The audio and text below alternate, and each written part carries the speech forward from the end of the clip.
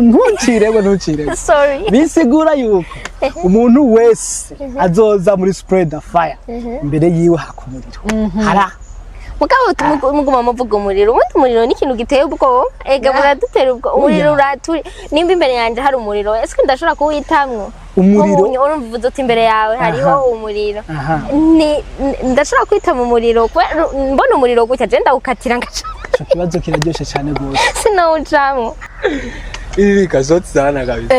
Wale wasuzuguye rero kare bakinza. Mwumvise urumva ingene utangaye. Kumva ibibazo by'ibujama. Nari ikintu kigoye nabajije. Amejibu jibu. Oya sinamwishe. Bangane nona kuvuga bari. Logiere naho nyene. Cinematique. Cinematique.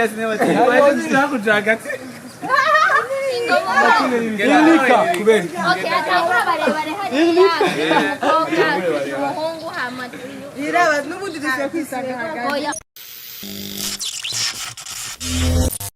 Mumekuna myinshi wanaye. Mumekuna myinshi. Irika. Mumitoto choraponi wanaye mana. Waranyiyeretse. Mumekuna myinshi wanaye awuka.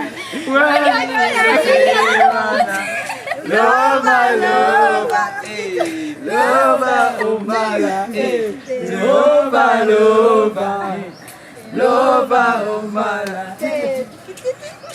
Amejibu baba, amejibu jibu, amejibu baba, amejibu jibu.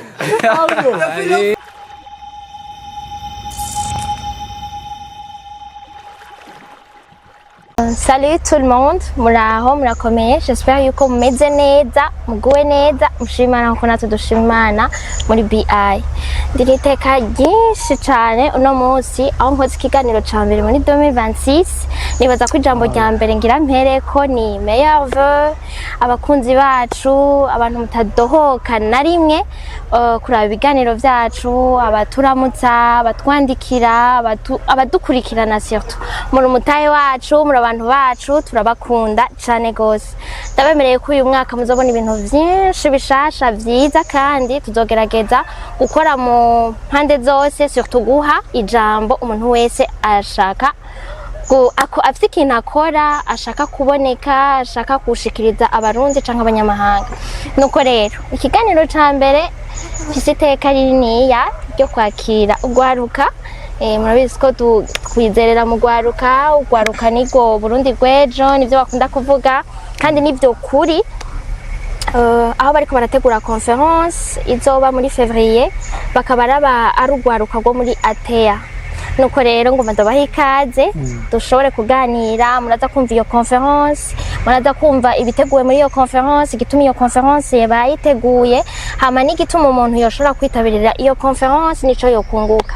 Mube kumwe natwe rero, nizera neza yuko utaza kuva hano muri kino kiganiro utagize ikintu wunguka. Mperehe les femmes d'abord, ego. Urashobora kuramutsa abakunzi bacu n'abakunzi banyu ukabidondora kugira dushobore kuganira. Turamukije gose, nitwa Ishimwe Harika Marlis, nkaba ndi umwe mu bajene basengera mu cengero kitwa Aretea. Okay. Nyibutse izina? Irlika. Niryo basanzwe bakwita? Cyangwa urafise akandi kazina kubuhizi bakwita? Oya, ni Irlika kabisa. Usaka kugoye urashobora kuvuga Iririka. Okay, Iririka. Karibu kuri BITV. No, murakoze cyane. Ego. Namwe? Alright, nitwa Evrard. Sanze ndi umwe mu bajene bizera Imana mu ishengero Aletea kuri guhishuwe risanzwe rikora kuri Avenue du Large iruhande y'Hotel Kings Conference Center. Tukaba turi munsi y'uburongozi umukozi w'Imana Prophet Evrard Nagaye. Twatewe iteka komeye cyane yo kubana namwe ngaha muri BITV. Murakoze cyane. Ego. Bashaka kubanza kwifuriza umwaka mwiza abantu egane barashaka kuba atari ega janvier turacari muri janvier ntiraye.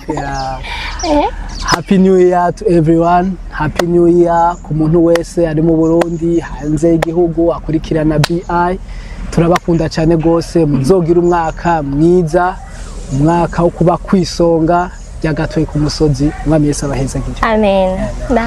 Nawe ubigira ico babwije nizerera mu ijambo. Ndazi yuko ijambo rirema ayo majambo muko muravuga arashobora kugira nini yakado muriko muratura ikintu kinini yakubakunzi bacu n'abakunzi banyu. Umwaka mushasha kuri mwese mukurikirana BI turizera neza yuko Imana izobakoresha ivy'ubuhizi muri kusonga ry'umusozi.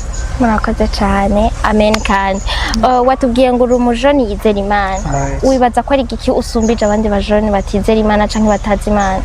Alright, mu buryo buri sociale ndashobora kwisanga nsa n'abandi meze nk'abandi benshi basumba mugabo mu buryo bw'ibyo twirata muri Kristo Yesu turirata si cajewe jenyene, turirata yuko twizeye Imana kandi twamenye Imana. Jambo nimero ngo kumenya ubutunzi, kugira ubutunzi ni kumenya Kristo Yesu.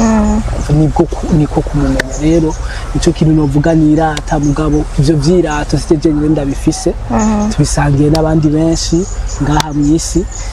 Ndifuza ko hogira benshi banjoyininga muri ivyo vyirato. Nico ndabasonga benshi badafise. Okay, Erika, nikihe kintu gihora kigutera ubwoba cane?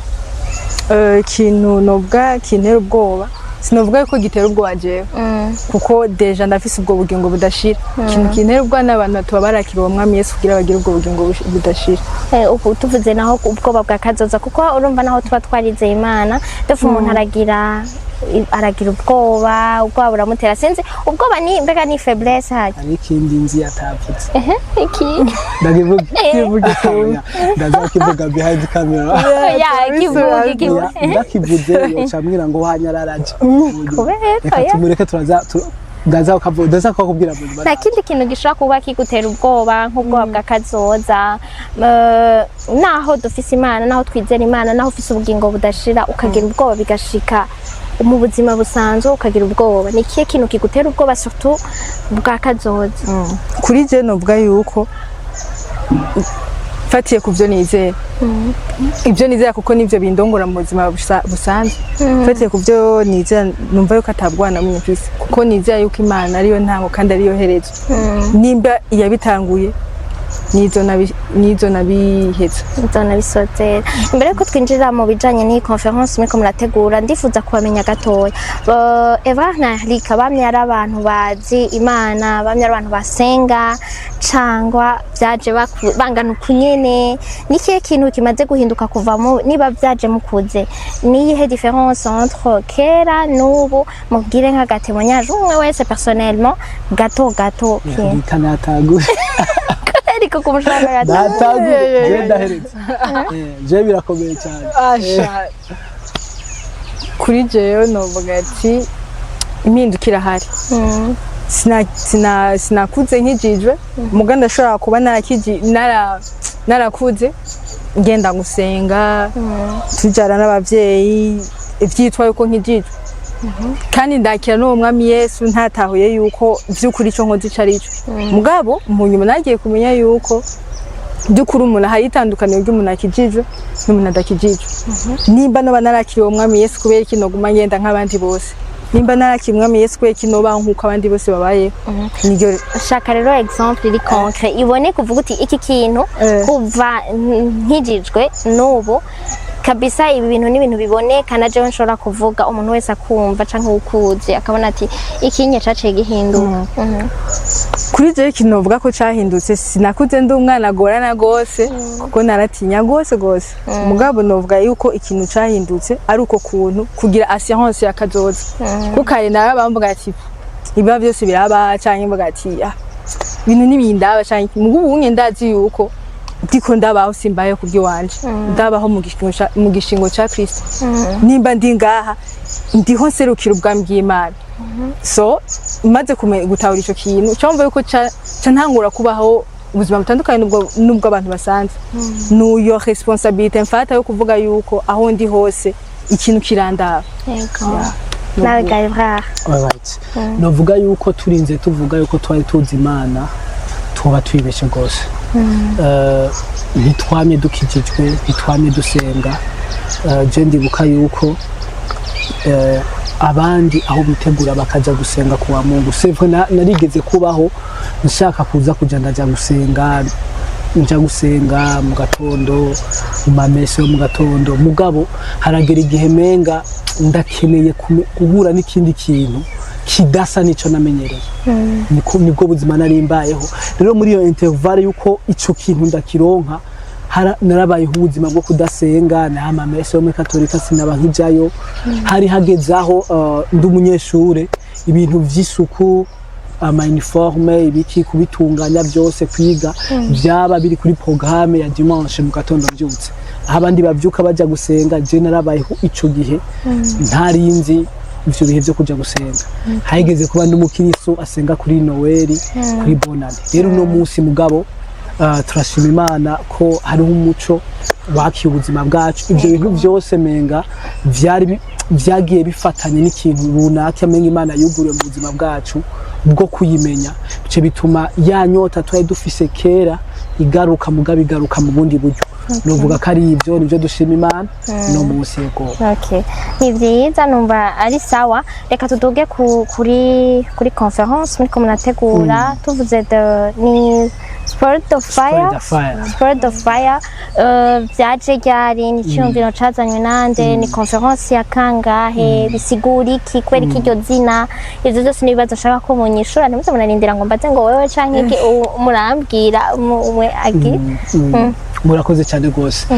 Spread the Fire ni iciyumviro cankwe ni iyerekwa ryavuye ku mukozi w'Imana wacu Prophet Evras Nagaye.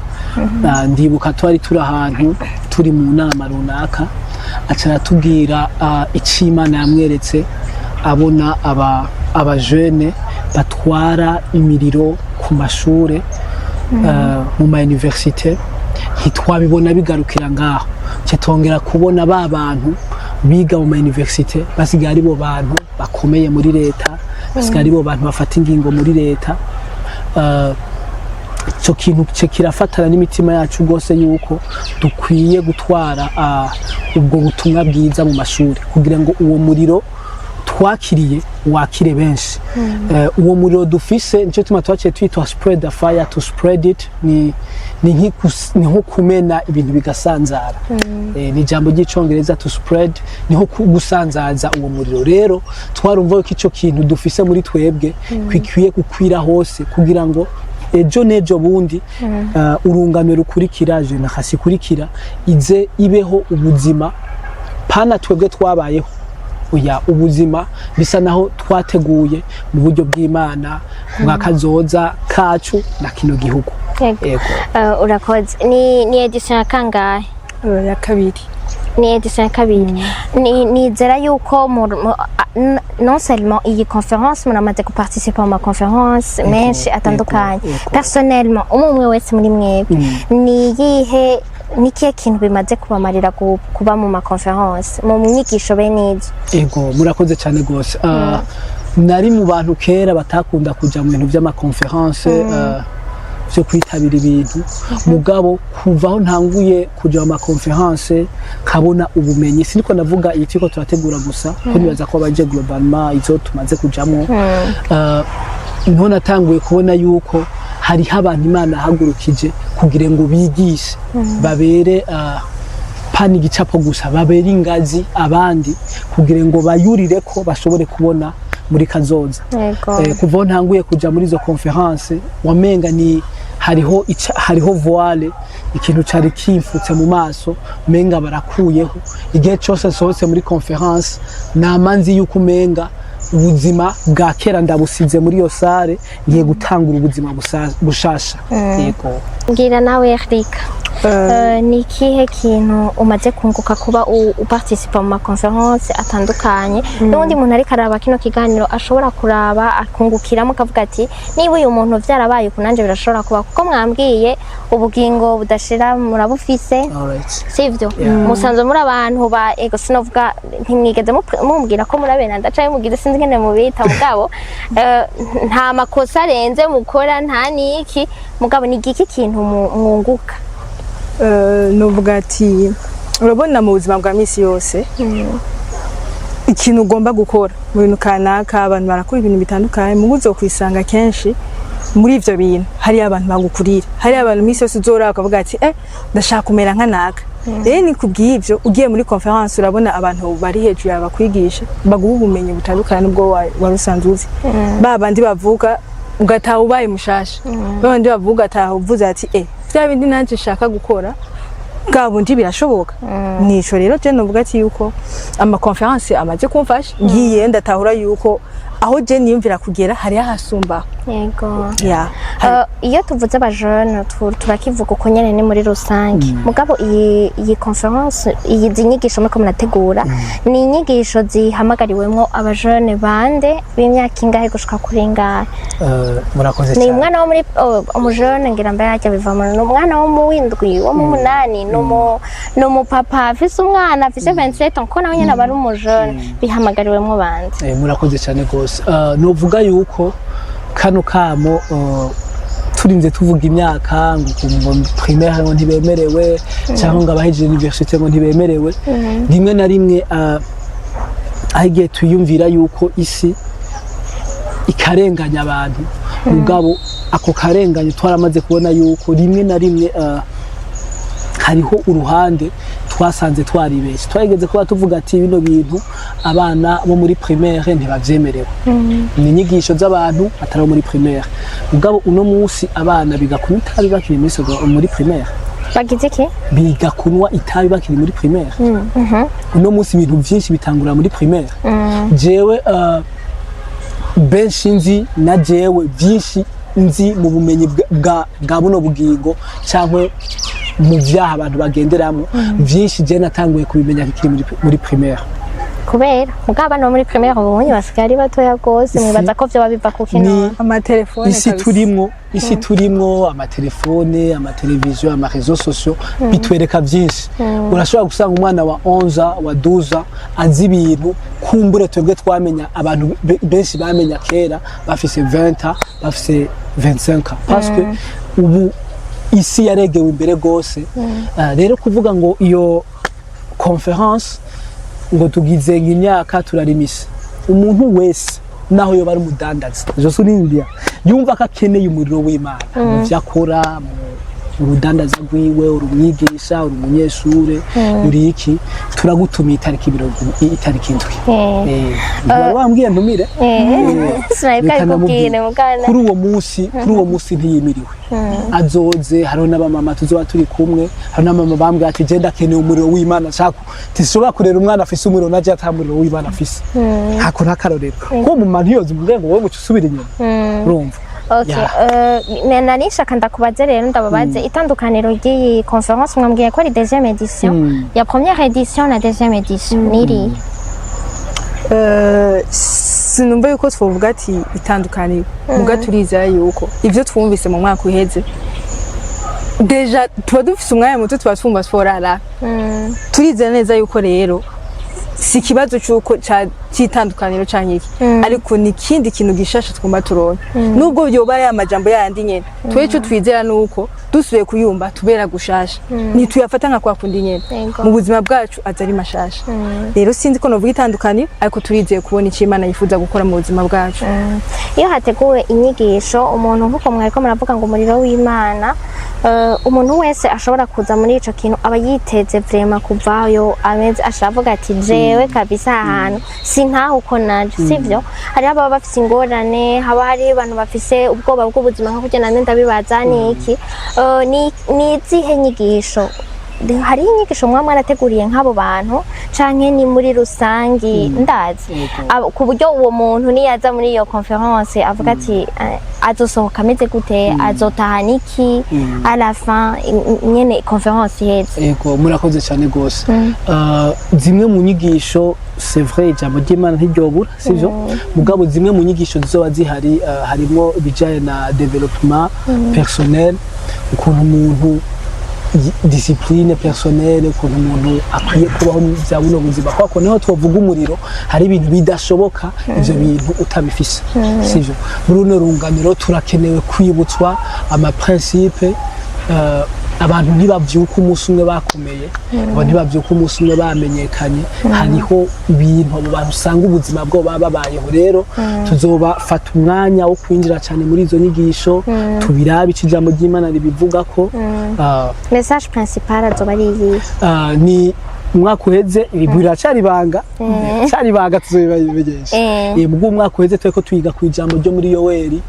ryavuga ngo ubwo rungano aho ruciye Yoweri 2 bavuga ngo ubwo rungano aho ruciye hasigara indimi z'umuriro imbere yaho hari amatongo yakumuriro bisigura yuko ntucirego sorry bisigura yuko umuntu wese azoza muri spread the fire imbere yiwe hakumuriro hara mugabo muguma muvuga umuriro ubundi umuriro ni ikintu giteye ubwoba ega buradutera ubwo umuriro uraturi nimba imbere yanje hari umuriro ese ndashobora kuwitamwo umuriro urumva uvuze uti imbere yawe hariho umuriro ndashobora kwita mu muriro mbona umuriro gutya je ndawukatira ngaca ico kibazo kiraryoshe cyane gose sinawujamwo alright novuga yuko umuriro bamwe muri twebwe agiye twiyumvira yuko umuriro nibigeragezo abandi bakora umenga n'umuriro abantu bazogwamo kubera ivyaha mugabo uwo muriro ndiko ndavuga n'umuriro upurifya umuriro wotera ubwoba icyatsi ubwo umuriro ntiwotera ubwoba inzahabu sivyo inzahabu sinzi kugira ngo bayiramure sinzi kuzi ko bayicisha mu muriro hanyuma igaciza iri pure sivyo rero turizera yuko twebwe nk'abizera yuko ubuzima bwacu ari it's a gold sivyo n'ubuzima bw'Imana n'ubuzima bw'inzahabu sivyo jambo nyine rivuga ngo mu gishingo c'imiringa nzozana inzahabu muri Yesaya niko bavuga bisigura yuko ubuzima bwacu imiriro ntidutera ubwoba ubwo niko navuga uwo muriro n'umuriro utuma haba impinduka runaka mu kicukora siko ndavuga umuriro turira ibintu gusa n'umutumuriro utuma haba impinduka runaka siko umva abantu bavuga ngo duterme ujya muri ngo azananye imiriro n'ibindi ujya munsi vraiment kubera iki none mu bigumiza ari banga mwambwiye biracari banga kubera iki kiguma ari banga ako ndaza ukakubwira mu buryo sivyo reka turaza ukisura inyuma ya kamera sivyo ndaza ukakubwira kugira abakunzi bacu baze kuhava babimenye okay iki kiganiro iyo turiko turakora ikiganiro twebwe ntituba dushaka kwatenya gusa abantu basenga ni kugira ngo basengera aho musengera cyangwa ni kugira ngo dushobore gushikira ugwaruka rwose sivyo kandi nibaza ko namwebwe ari bo mubayemo ndibaza yuko nshaka ko atawe mukumira atawumva ko akumiriwe muri kino kiganiro rero muri iyo mvo nashaka ndababaze nka mwebwe umwe wese kuri mwebwe niyihe ntambamye mubona ugwaruka rw'ubu ruhura nazo dimwa ruhura nazo mu buzima bishobora kuzokwica akazoza kabo ngerageje kwishura nakubwiye ujya ko ari umupastori wawe uyu ni umupastori gose je ndishura gato arabandanya arabishatse kukwepa ikibazo mubaje arambwiye urumva ngerageje kuraba intambamye ugwaruka guno munsi ushobora guhura navyo ni ubwabwa kazoza barabayeho mugabo ntibabona kazoza deja ugerageje kuraba nk'igihugu turimo igihugu cuzeyemo ibintu byinshi gose muri ico gihe urabura icyo ufata ukavuga ati none n'ubundi si nta assurance ifise y'ubuzima nico rero usanga bavuga ati icari cyo cyose nokora n'ubundi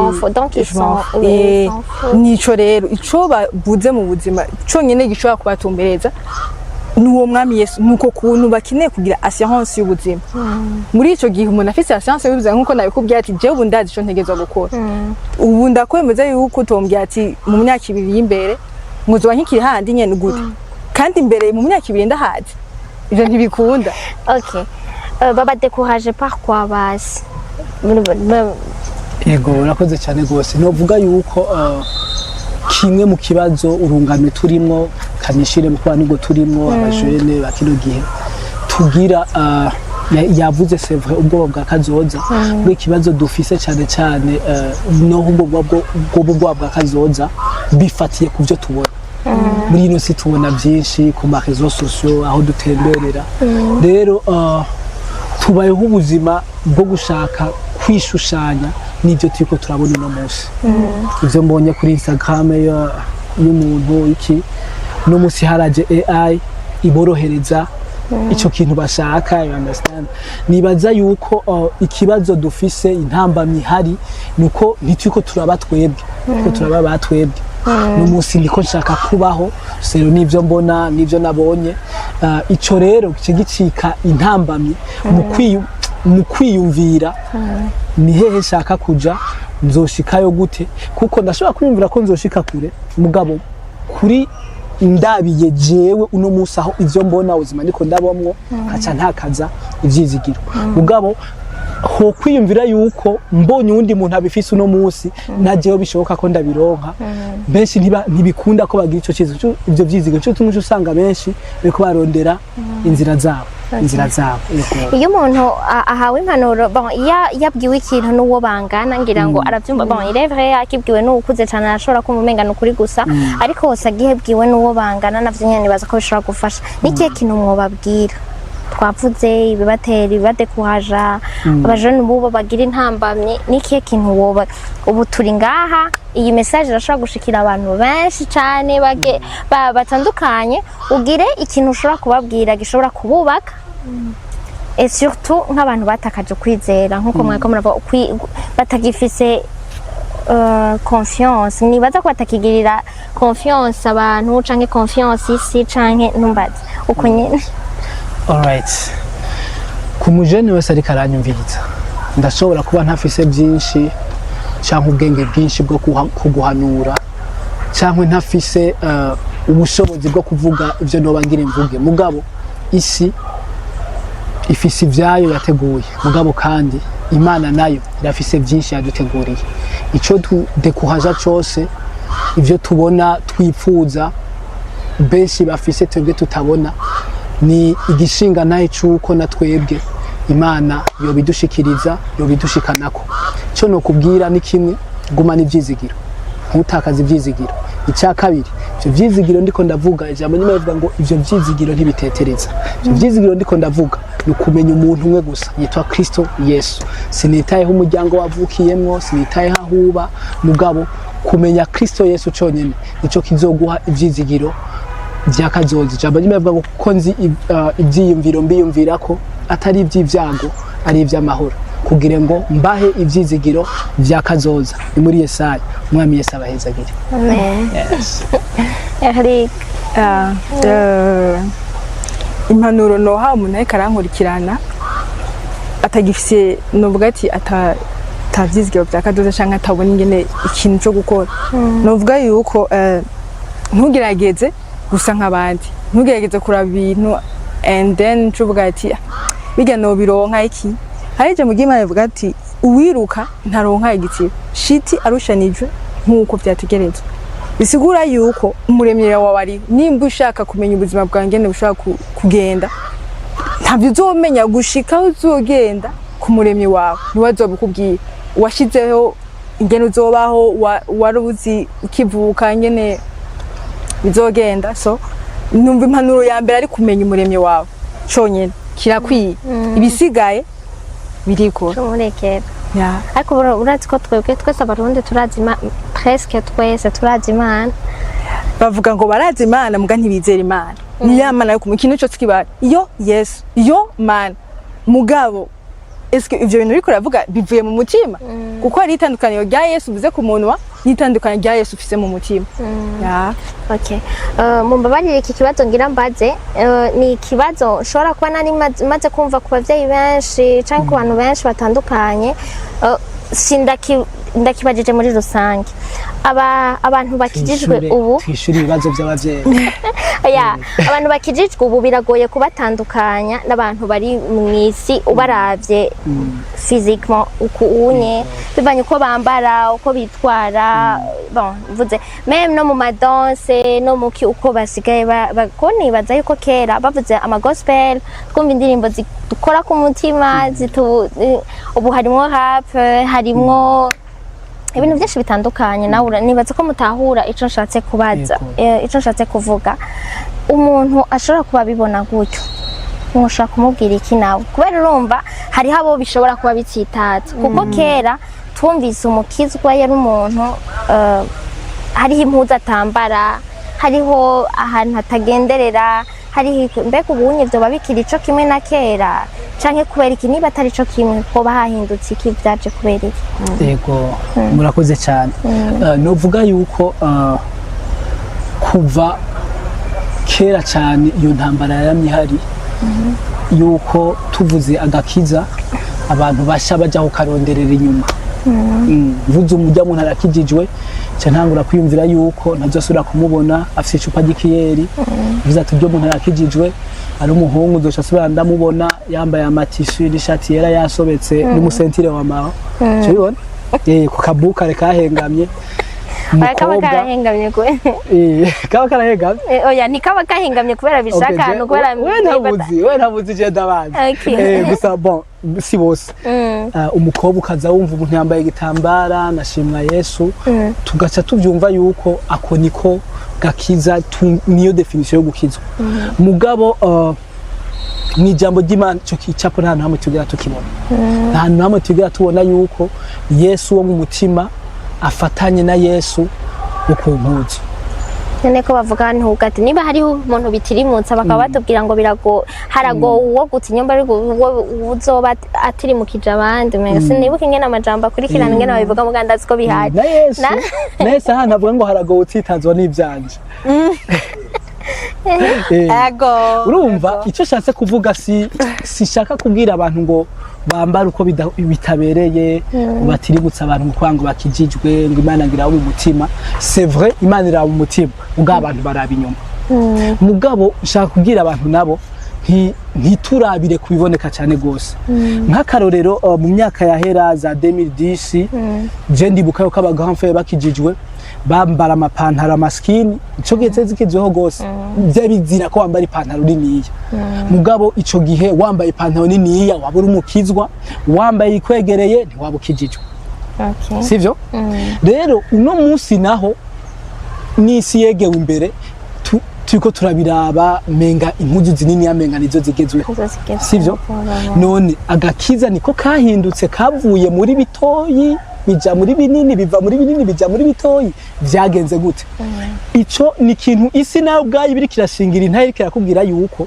ivya Yesu muvuga ivyako gakiza muvuga ntimukwiye kubirabira kuri jewe ntimukwiye kubirabira kuri mode ntimukwiye kubirabira ku nyambaro kwiboneka inyuma ahubwo murabe intahe yo mu mutima kuko turinze tuvuga ivy'inyuma twarabonye uko ivy'inyuma birahinduka nkako karero nayo impejeje kuguha urabazi benshi Eric nachofisa ongerako numva umenga ni nk'ivyo nyene kuko urabona nkuko bivuze ntiwofata agakiza ukarabe kubiri inyuma nkuko yabivuze birahinduka ibintu n'umunsi uko turambara binini uzosanga hagarutse bito hirya yo usanga hagize iki none biduca bivuga yuko kumwe yambara binini akijije undi atambara binini nakijije tuntambara ntitwozivamo kandi kanatsinda siko bitegerezwa iyo ntahe yuko umuntu akijije utegerezwa kuva mu mutima wawe kandi nanjye sishobora kuvyemeza yo kubera ngo ndakubonye uyu wambaye shimwa Yesu murakijije nubwo tugenda niyo ntaye ni wawe ni wewe imbere y'Imana yawe so mugabo twategerezwa kubera itara umuco abandi n'uwo muntu arakijije nyene ntiyoca yitwara uko ashaka kuko umwami ntiyitwara nkuko ashaka nubwo ataho mu ijambo ry'Imana babivuze ati wambare kucanyi iki hari imyifato y'umwami hariho ijambo ry'Imana yatubwiye ko twagizwe ihange ry'abami n'abaherezi so sinumva yuko hari ibintu wokora ngo kubera ko ngo niko byose bitegerezwa oya kabisa murakoze cyane numva rero mwogira nibaza ko Jesse Jenshima public nizo izogira ico bivuga nuko rero ikintu nshaka yuko Paul mu madukora nuko tubwira iyo conference itariki izobera ko ahizobera hasabwa iki kugira ngo participe muri iyo conference mbega itumiriwe mw'aba chrétien gusa canke n'abatari aba chrétien baratumiwe ego mutubwire murakoze cyane novuga yuko muri conference izoba itariki indwi hazo ari ku munsi wa gatandatu itariki indwi z'ukwezi kwa kabiri kuri 2026 uno mwaka rero haratumiwe abajene abakijijwe abadakijijwe reka mvuga uko abamizirima abatari abamizirima abakatolika amashengero yose abo bagenzi bacu ngaha muri ville bose baratumiwe iyo conference izobera kuri Saint Jean Paul II ahasanzwe hakora ishengero True Vivid Ministry Aletea iruhande y'Hotel Kings Conference Center mu Kinindo kuri Avenue du Large abantu benshi barahazi. Ikirushijeho turipfuza yuko abantu bazoza muri conference tuzoba déplacer. Tumaze kubona ko rimwe na rimwe byo kwideplasa bigorana twariyumviriye kubera déplacement nagorana bizoba kuva sangapi gushika sangapi kuko niba ari conference nibiki biri kuri programme ego tuzotangura igikorane cacu saa 8 conference yacu tangura 14h 14h tuzobe twahashitse twese mugabo kuva midi 13h 13h30 mu mihingo itandukanye gisagara cya Bujumbura hazoba hariho amakwasteur ariko aratora abantu kwasteur zizodutora ahantu hose abanyeshure ahantu hose tuzobatora ni kuvuga ni naba nibereye muhira homba nzo telefona nzobigira gute kugira abantu